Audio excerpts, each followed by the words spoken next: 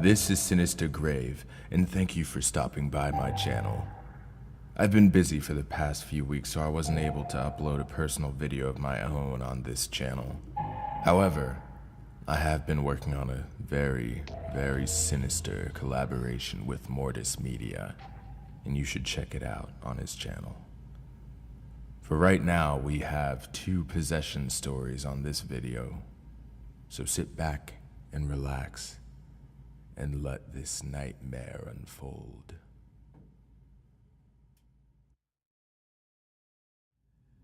I've never really known what to make of this. The high school I went to was a very religious private school. Senior year, it was traditional for the entire senior class to go on a religious retreat up into the remote resort in the mountains with a few teachers. The point of this retreat was to grow closer to each other as a class and to also find God, experience spirituality. And you know what? They took away our phones and forbade us from using any form of internet communication with the outside world. They then made us go through a series of soul-bearing exercises and speeches and whatnot. Honestly, pretty cheesy stuff, not that exciting. On the 3rd day of the retreat, however, the entire grade is in the main hall doing an hour of silent prayer that was pretty much just like meditation, but we were supposed to be communicating with God. All of a sudden, there is a huge crash, and everyone looks over to see a girl toppled over onto the floor. As everyone stares, she starts withering around the ground and screaming. But she's not screaming like in pain. The voice that she was screaming in was really deep, and it didn't sound like her at all. Someone yelled, "She's seizing!" And I remember that because there was this girl in our class who was known to have epileptic seizures and would do it in assembly pretty frequently. But it wasn't the same girl. Then she stood up and started yelling in tongues. Her eyes rolled up, and her head kept twitching back and forth. She started to run all around the room, yelling in an unintelligible gibberish language, and every now and then she would run at the cross in the middle of the room, and then run back screaming and crying. At first, honestly, I thought this was a dumb high school prank to freak everyone out. But if that was what it was, she took it way too far. The teachers tried to calm her down, but she kept screaming in this weird language. She started pulling on her hair, so one of the teachers called an ambulance, but we all knew it would take a while for them to reach this remote retreat. Another teacher tried to take her by the shoulders, and she dug her nails into his arm really hard and just kept screaming. It took several more minutes to calm her down. The teachers actually evacuated us from the room, and then she just went quiet. They took the girl away that night, though I don't know how. We were all kept in the cafeteria at that time, and she never came back to the school after the retreat was over. I wasn't friends with her, so I don't know if they knew what really happened. Probably expelled her for a prank, but maybe not.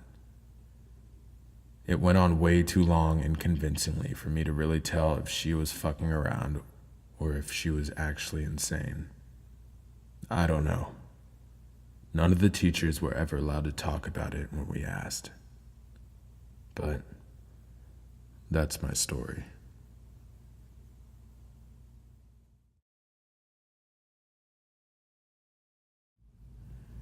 I am a 6'2" rather fit man. I practice Aikido and can bench press 240. My father and his brother are pretty much as tall as I am, maybe less strong due to age, although most of them have been in fighting sports for a while. One of my aunts is about 5'4", probably weighs about 110 pounds at best. And there was this one time when she went really crazy. She would get incredibly angry out of control at random times, spitting words of nonsense, and there would be absolutely no way I, or my father, or both of us, would be able to get her down. This felt like Dragon Ball Z's Yamcha trying to get Perfect Cell into a UFC submission. She had 10 times my strength, and we needed all of us to actually pin her down and get her to stop moving until she calms down. This was extremely scary. She could just pop off at any time and go crazy. Now, I don't believe in the supernatural, but my grandmother, a rather traditional Moroccan woman, was convinced that she was possessed. And honestly, it really felt like it. For those who don't know it, Morocco has a pretty big culture about supernatural sorcery, possession, exorcism shit. So most of the elders in my family firmly believe in it. And now we're gonna fast forward a few months later, when it was actually getting way too difficult for us to handle her. My uncle contacted a good friend in Morocco who has an exorcist in his family. The exorcist asked us to do one rather twisted thing.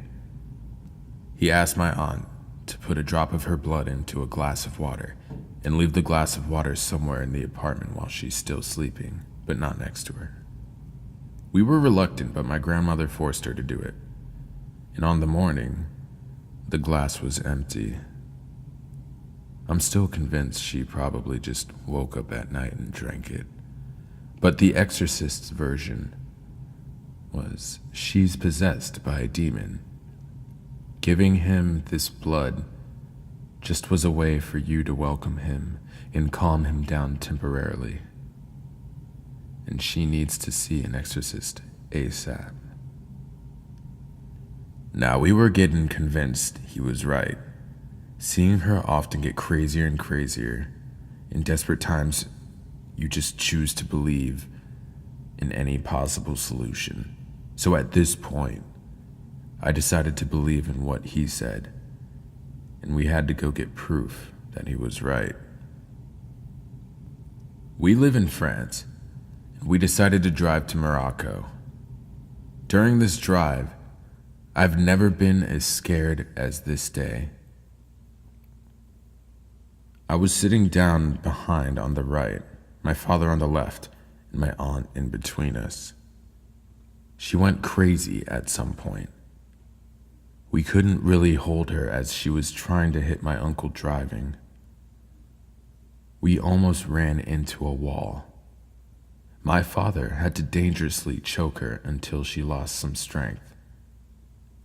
But anyway, here we are in Morocco, getting to this village named Sefro, known as one of the biggest places in the country where sorcery happens. A rather creepy place, and not in a conventionally creepy way. What we know about creepy is what the horror movie pictures portray. The African creepy is on a whole nother level. So we get to meet this exorcist guy. He asks us to buy a sheep to sacrifice, and tells us we should bring him the sheep's guts back to him for the exorcist to happen.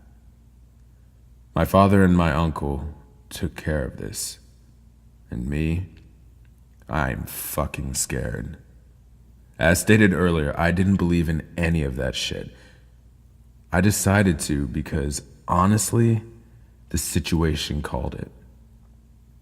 But at this point, in a freaky, spooky village in the middle of Morocco, where we are advised never to eat anything outside or accept anything from strangers who might try to curse us, where everything looks twisted as fuck, I was really losing it. And I couldn't wait to leave this place forever. On the following day, we went to the exorcist and we brought him the guts. He put them in a bowl, and then he asked if we were feeling strong enough we should stay with him, as more people would make it easier to exorcise my aunt. Well, I really wanted to leave, but seeing everybody stay, I stayed as well. My aunt is lying down in front of us, next to the bowl. We are sitting down around her, holding hands, and the exorcist starts saying stuff that I cannot understand. He gets sweaty as he talks faster. I see my aunt twitching in what looks like pain, and then the light goes out. The exorcist screams something, and my aunt screams as well, and then total silence. I think the silence was for about 30 seconds, but it felt like hours. The exorcist assistant then comes in with a lamp, and we see that both my aunt and him passed out. The bowl is on the floor and the guts next to it. The guts turned black. I am having goosebumps just writing that and repicturing that. The assistant urges us not to touch the guts at any cost. The exorcist wakes up and goes to put some water on his face, and then tells us to follow him. When we went to a nearby empty hill, on top of it he asked us to burn the guts right here, as the demon was now possessing the sheep, and we could now get rid of it. There it is, done. I have never seen my aunt showing any problem whatsoever since that day. Her crisis periods never happened again. She never went back to this angry, super strong mode. And to this day, that honestly still scares the crap out of me. Just seeing her now gives me the chills, and the worst is, her sons love me, but I really have trouble staying around her, as I am genuinely scared, and they honestly don't know why.